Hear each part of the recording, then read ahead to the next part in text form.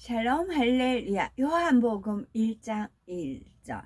태초에 말씀이 계시니라. 이 말씀이 하나님과 함께 계셨으니 이 말씀은 곧 하나님이시니라.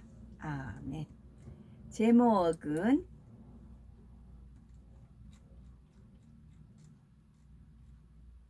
사람의 근본입니다. 많은 사람이 인간은 어디에서 와서 어디로 가는가, 인생의 의미와 목적은 무엇인가 등에 대한 해답을 찾고자 깊이 생각합니다. 세계적인 성인이라고 불리는 공자나 석가모니, 소크라테스도 근본적인 해답을 찾고자 애썼습니다. 공자는 인을 정치, 윤리, 사상의 이상으로 하는 도덕주의를 설파하며 많은 제자를 양성했고, 석가모니는 생로병사의 번뇌에서 해탈하고자 스스로 고행의 길을 갔습니다.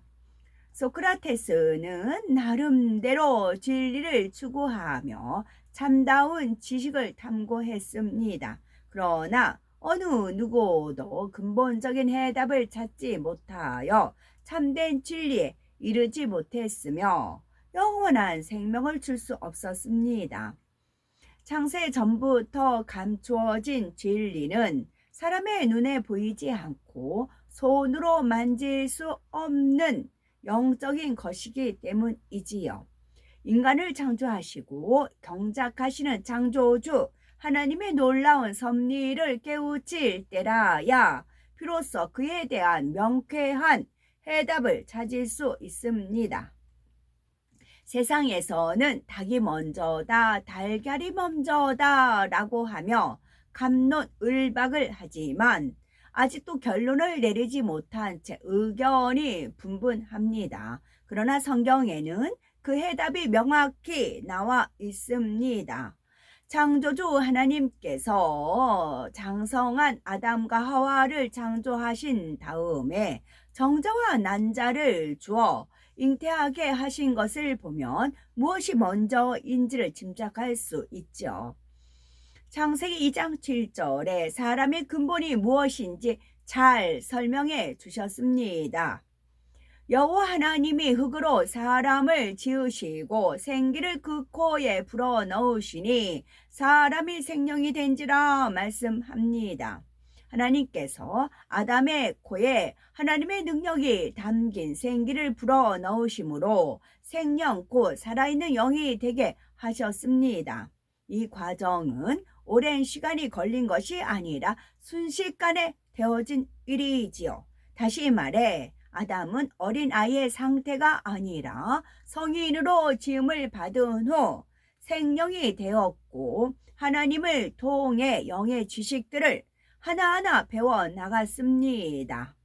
그런데 세상 사람들은 사람이 진화되었다고 생각합니다. 결코 사람은 진화된 것이 아니지요. 우리 사람은 진화론에서 말하는 것과는 전혀 차원이 다른 존재입니다. 한낱 하등한 생물에서 진화한 것이 아니지요. 처음부터 하나님의 형상을 닮은 영적 존재로 지어졌지요.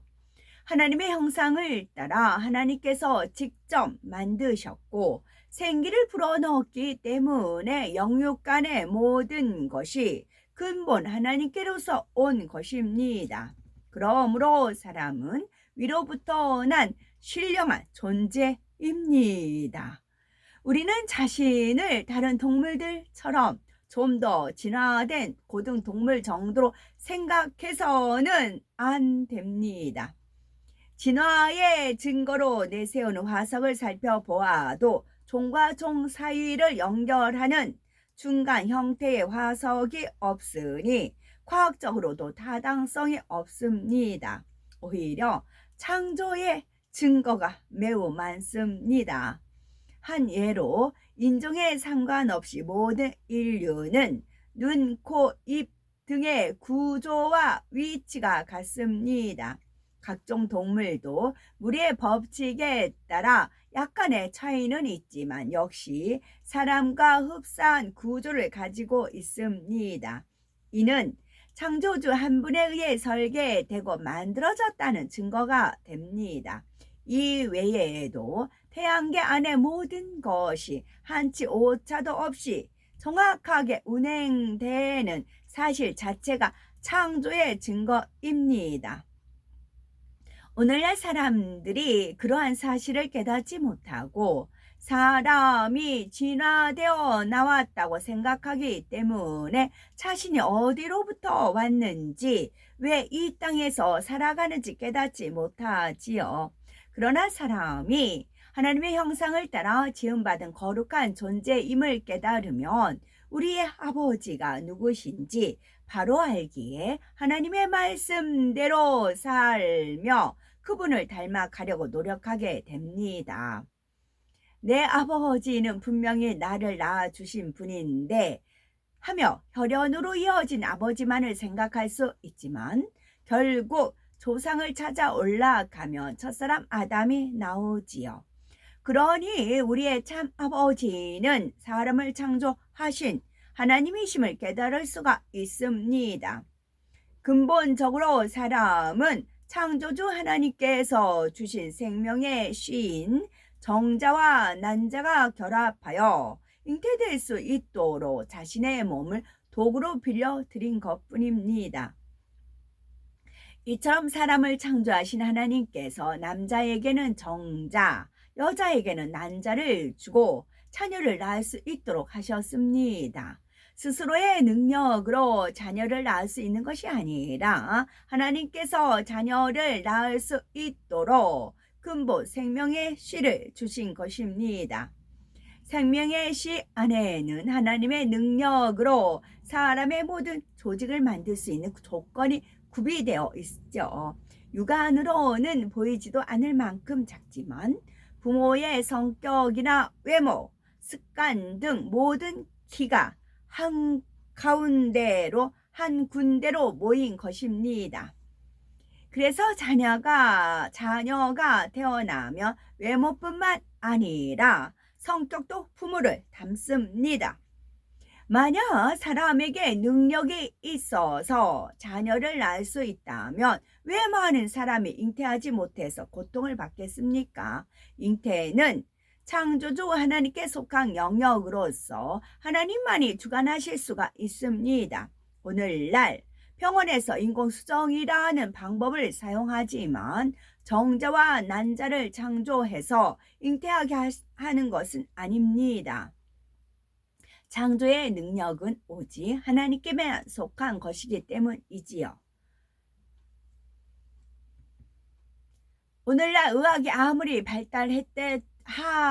했다지만 생명을 창조하는 것은 오직 생명의 주관자인 하나님의 능력으로만 가능합니다. 잉태뿐만이 아니지요. 호흡이 끊어진 사람이나 병원에서 사형 선고를 받은 사람이 하나님의 능력으로 살아나며 인간의 과학과 의학으로 어찌할 수 없는 수많은 불치병, 난치병이 깨끗이 치료되고 있습니다. 말씀으로 천지 만물을 창조하고 인간을 지으신 하나님께서 바라시는 근본의 소리만이 무에서 유를 창조해내며 불가능이 없는 권능의 역사를 펼쳐내지요. 로마서 1장 20절에 창세로부터 그에 보이지 아니하는 것들 곧 영원한 능력과 신성이 그 만드신 만물에 분명히 보여 알게 되나니 그러므로 저희가 핑계치 못할지니라 말씀한 대로 만물을 보아도 그 속에서 우리는 만물의 근본이신 창조주 하나님의 능력과 신성을 발견할 수 있습니다. 사람의 생각이나 지식을 가지고 하나님에 대해서 깨닫고자 한다면 한계에 부딪힐 수밖에 없습니다. 그래서 많은 사람이 성경에 나오는 하나님의 말씀을 믿지 못합니다. 또 믿는다면서도 성경 말씀을 100% 믿지 못하는 사람이 많습니다.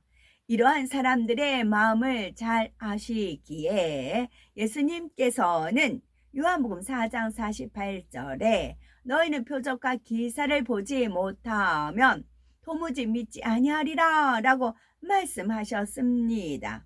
그리고 가는 곳마다 수많은 권능의 역사를 나타내심으로써 선포되는 말씀이 참임을 증거하셨죠. 오늘날에도 마찬가지입니다. 하나님께서는 능치 못할 것이 없는 분이십니다. 우리가 전능하신 하나님을 마음에서 믿고 전적으로 의뢰할 때에 어떠한 문제나 질병도 해결됩니다. 태초에 빛이 있으라 하시며 천지 만물을 말씀으로 창조하신 하나님의 근본의 소리를 발하여 질 때 눈먼 사람이 낫고 질방이 그렇고요. 그러므로 모든 만물의 근본이신 하나님의 근본의 소리가 발하여 질 때 믿고 순종함으로 모든 간구와 소원의 응답을 받는 것입니다. 아멘.